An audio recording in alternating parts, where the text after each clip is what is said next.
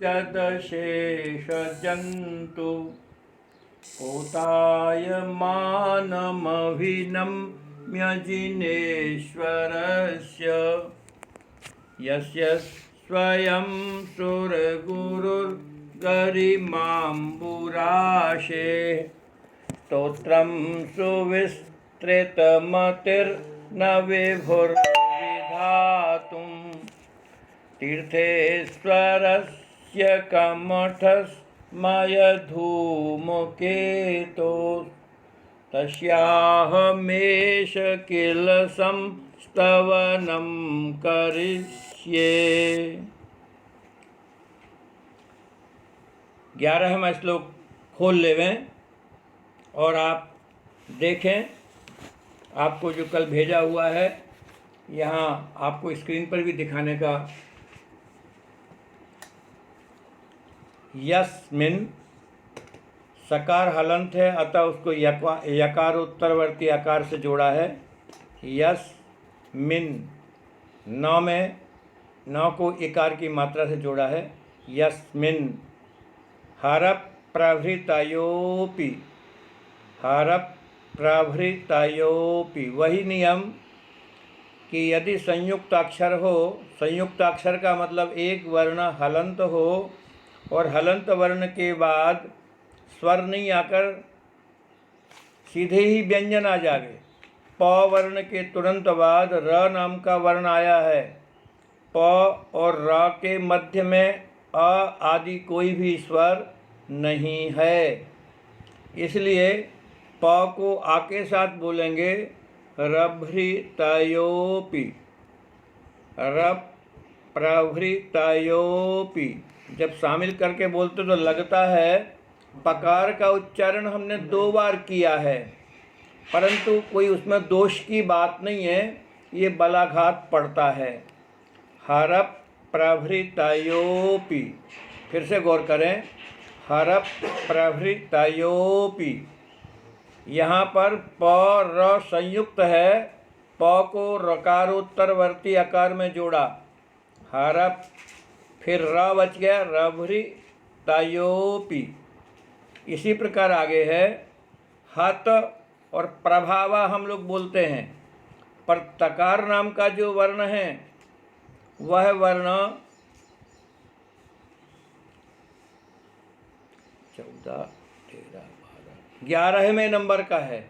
और 11वें नंबर के जितने ही वर्ण होते हैं वसंत तिल का छंद में वे सब गुरु होते हैं। तो त में यदि हम हलंत पकार को जोड़ देवें, रभावाह अलग से बोलें, हतप प्रभावाह। पुनः सुने और गौर करें, हतप प्रभावाह, यही सही उच्चारण है। हतप प्रभावाह, बार बार अभ्यास करेंगे तो हो जाएगा। सोपित त्वया, यहाँ भी गौर करना है, त्वया में तकार हलंत है, हम लोग उसको व से जोड़ते हैं। ज़्यादा उत्तम यह है प में स्थित जो ई है उस ई से हम लोग उसको जोड़ें। हतप प्रभावा, फिर है सोपित त्वया। आपकी आवाज नहीं आ रही, सोपित त्वया आ रही है? आवाज नहीं आ रही पंडित जी, आप अपने को म्यूट कर दिया। आपको भी अपने आप को म्यूट कर दिया आपने। टेक्निकल प्रॉब्लम, हाँ कोई टेक्निकल प्रॉब्लम सुधार करते हैं, बोल रहा हूँ देखिए। सोपित त्वया, सोपित त्वया रतिपति ही। आवाज आ रही है? उनको म्यूट तो नहीं करती है बोलने वालों को, पार्टिसिपेंट्स को। सोपित त्वया, आवाज आ रही है? हाँ अच्छा आ रही है। पंडित साहब आ रही है आवाज। चलिए ठीक है। सोपित त्वया, ध्यान दीजिएगा, हतप प्रभावा सुन लिया था आपने? हतप हाँ ध्यान दीजिए, शुरू से बोल देता हूँ। यस्मिन हरप प्रभृतयोपि। पंडित जी फिर से बोलिए, आवाज नहीं आ रही थी पहले से। अच्छा जी, पहला शब्द है यस्मिन हरप, अर्थात हर शब्द के बाद में जो ये प्रभृतयो है, इस प्रभृतयो में प में र जुड़ा हुआ है, प में र जुड़ा हुआ है, प हलंत है, और हलंत वर्ण को हम हर के र में स्थित जो अ है उस अ से जोड़कर पढ़ेंगे। हरप रभृतयोपि। आवाज आ रही है? अच्छा, उनको म्यूट करते हैं ना। आ रही है आ रही है, ठीक है। हरप प्रभृतयोपि,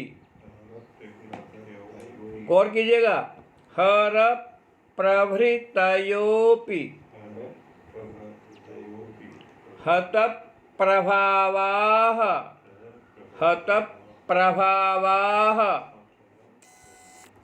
सोपि त्वया, यहाँ पर गौर करना है, सोपि, और जो प में ई है उसमें हम त को जोड़ेंगे, त को ब में नहीं जोड़ें। सोपि त्वया, फिर से सुने, सोपि त्वया रतिपति क्षपितः। यहाँ भी गौर करना है, थोड़ा कठिन इसलिए है कि पूर्व में तो विसर्ग है और विसर्ग के बाद हमें आधा क बोलना है, फिर मूर्धन्य श बोलना है। रतिपति, रतिपति अर्थात थोड़ा सा ह आएगा, थोड़ा सा क आएगा। रतिपति क्षपितः, अब क्षपितः के बाद में फिर आधा क आ गया और फिर मूर्धन्य शकार है, तो रतिपति क्षपितः क्षणेन। थोड़ा कठिन है, अभ्यास करेंगे तो हो सकेगा। विद्यापिता हुतभुजः पायसाथ येन, पायसाथ येन पीतं न किं तदपि दुर्धर वाडवेन, दुर्धर वाडवेन। अब संपूर्ण हम छंद का उच्चारण करेंगे।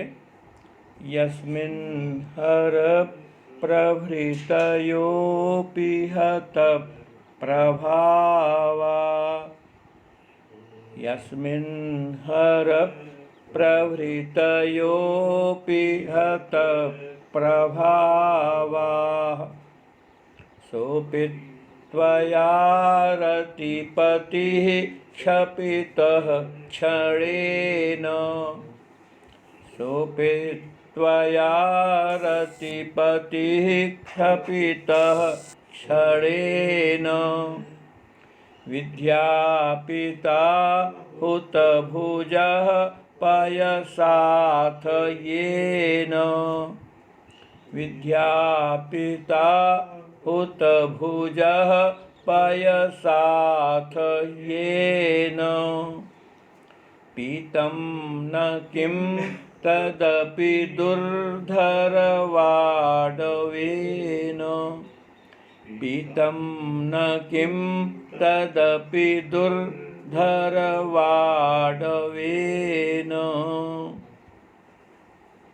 संधि विच्छेद करूंगा। यस्मिन, यहाँ पे दूरधर होगा कि दूरधर हो? दुर्धर, दुर्धर। हर हकीकत में दिक्कत यह है, हलंत र के बाद में हलंत द, तो दो हलंत वर्णों को एक साथ बोलने में हमेशा ही परेशानी आती है।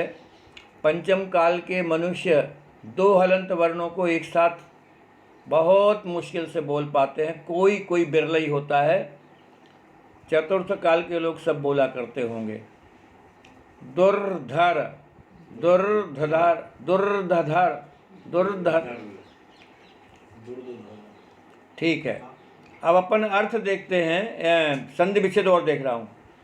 प्रभृतयः अपि, प्रभृतयः, प्रभृतयः अपि हत प्रभाव दो शब्द अलग अलग दिख ही रहे हैं।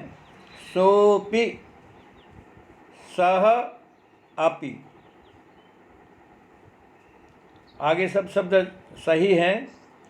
तीसरी पंक्ति में पयसाथ दो शब्द हैं, पयसा और दूसरा शब्द है अथ, पयसा अथ। और यहाँ संधि किए हुए शब्द ज़्यादा नहीं हैं। मैं अब एक एक शब्द का अर्थ आपके सामने प्रस्तुत करता हूँ। यस्मिन, यस्मिन से अभिप्राय है जिस विषय में, चूँकि यहाँ प्रकरण चल रहा है कि अन्य समस्त देवी देवता गणों को कामदेव ने तो पराजित कर दिया, पर एकमात्र भगवान जिनेंद्र देव ऐसे हैं जिन्होंने कामदेव को धराशायी कर दिया। अर्थात ऐसा पहलवान जिसने विश्व के सारे पहलवानों को धराशायी कर दिया है, उसको जो व्यक्ति धराशायी कर देवे, उसकी महिमा के बारे में क्या कह सकते हैं। तो यहाँ कह रहे यस्मिन, जिस विषय में, और भावार्थ पूरा करेंगे तो जिस कामदेव के विषय में। हर प्रभृतयः अपि, हर शब्द का अर्थ शंकर प्रभु, शंकर भगवान, और प्रभृतयः शब्द से मतलब है आदि आदि। शंकर आदि अन्य सभी प्रकार के रागी देवता गण जो अपनी पत्नियों को रखते हैं, स्त्रियों पर आसक्त होते हैं, जिनके पुत्र संतान आदि भी माने जाते हैं, उनसे यहाँ पर अभिप्राय है। क्योंकि ये विषय ऐसा है कि यदि अन्य धर्म को मानने वाले व्यक्ति सुनते हैं तो विचारों की अनुदारता होने के कारण से, विचारों में कृपणता होने के कारण से, विचारों में उदारता नहीं होने के कारण से लोग इसे समझते हैं कि हमारे देवी देवता की निंदा की जा रही है। यहाँ हम किसी की निंदा करने का अभिप्राय नहीं है। यहाँ पर तो कवि ये कहना चाहते हैं कि दुनिया के जितने रागी द्वेषी देवतागण हैं वे कामदेव के वशीभूत हैं, और चूँकि जिनेंद्र प्रभु कामदेव को अपने वश में रखते हैं, कामदेव उनका बाल बांका भी नहीं कर पाता। इस अपेक्षा से उनका यहाँ पर उनके अचिंत्य प्रभाव का, अचिंत्य सामर्थ्य का और अपूर्व महिमा का वर्णन किया जा रहा है। तो अन्यों के समक्ष बोलें तो हर प्रभृतयों का अर्थ कर देवें रागी द्वेषी देवता आदि। हर प्रभृतयः रागी द्वेषी देवता आदि किसी का नाम ना लेवें। तो जिस कामदेव के विषय में अन्य देवी देवता आदि हत प्रभावाः, हत प्रभावा का अर्थ प्रभाव से हत माने रहित, हत माने नष्ट हो गया है, प्रभाव जिनका, शक्ति जिनकी।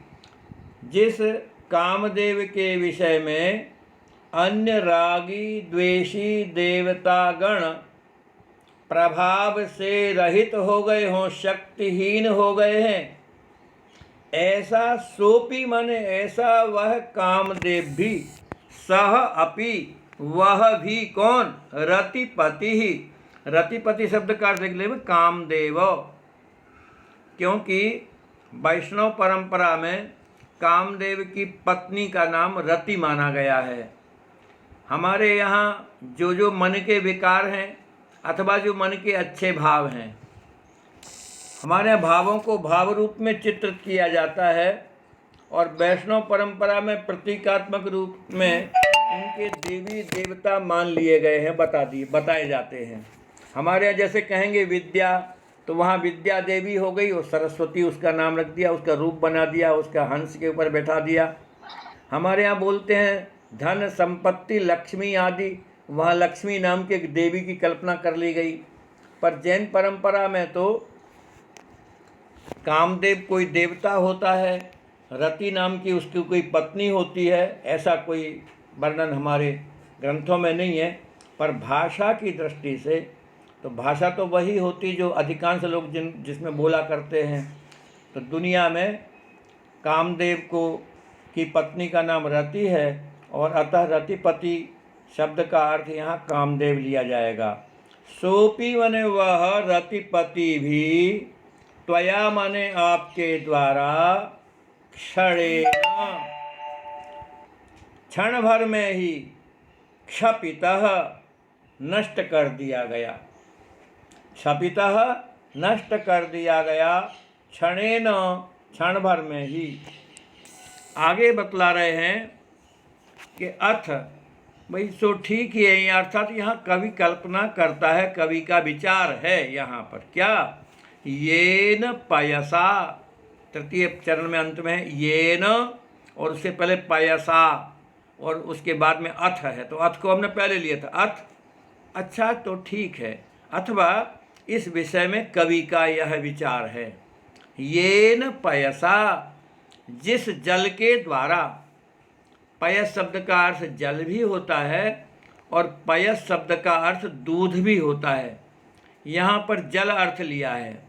येन पयसा, जिस जल के द्वारा, हुत भुजः अग्नि, हुत भुजः, हुत भुजः शब्द का अर्थ लिखने में अग्नि, क्यों है अग्नि, हुत भुजः, हुत माने जो उसमें होम किया जाए, उसको भुजा माने उसको खा जाती है। अग्नि में आप जो कुछ भी आहुत करते हैं, ऊपर से डालते हैं, वो उसको ही भोजन बना लेती है और उसको खा जाती है। इसलिए हुत भुजा माने है अग्नि। विद्या पिता, नाश कर दी जाती है, बुझा दी जाती है। विद्या पिता माने बुझा दी गई। येन पयसा, जिस जल के द्वारा, हुत भुजः अग्नि, विद्या पिता भुजा दी जाती है। अर्थात जल में इतनी ताकत है कि अग्नि कितनी ही ताकतवर हो, अग्नि की ताकत बहुत ज़्यादा बताई जाती है। एक छोटी सी चिंगारी तीनों लोकों में आग लगा सकती है। छोटी चिंगारी फैलते फैलते फैलते थोड़े से बड़ा, बड़े से बड़ा और बड़ा और बड़ा, कहते अग्नि में कितना भी डालते जाइए सब स्वाहा, सब कुछ नष्ट। तो अग्नि की बहुत बड़ी शक्ति है। पर उस अग्नि को जल भुजा देता है। तो कहते हैं जिस अग्नि को जल भुजा देता है, जल जो है अग्नि को भुजा देता है। तो यहाँ जल से मतलब है जो कामदेव है, अग्नि रूपी रागी देवी देवता को हरा देता है। तो जल से अभिप्राय यहाँ लेंगे अपन रागी द्वेषी देवता, और हुत भुजा का जो उपमेय है वो लेंगे रागी द्वेषी देवता, और जल को लेंगे अपन कामदेव से। तो कामदेव जिस प्रकार से अन्य रागी द्वेषी देवताओं को नाश करता है, ऐसे कामदेव को भगवान जिनेन्द्र ने नाश कर दिया। और यहाँ क्या है, जो जल हुत भुजः अग्नि को शांत कर देता है, अग्नि को शांत कर देता, तदपि मन वह जल भी, तदपि का अर्थ लिख लेगा, तदपि, तत् माने वह, अपि माने भी, वह जल भी, किम अर्थात क्या, दुर